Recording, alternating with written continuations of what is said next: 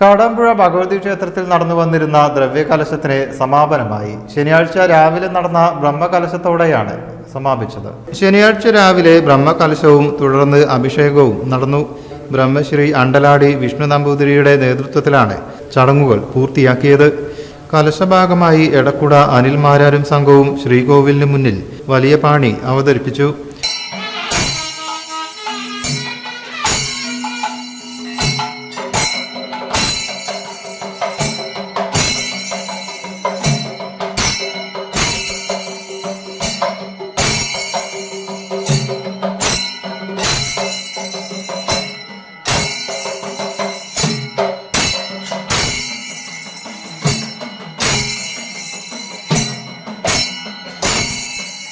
Devaswom executive officer S Ranjan, manager K Unnikrishnan, ക്ഷേത്രം superintendent P Meera, K Venugopal, T Babu, ദേവസ്വം ജീവനക്കാർ, ഭക്തജനങ്ങൾ എന്നിവർ ചടങ്ങിൽ സംബന്ധിച്ചു.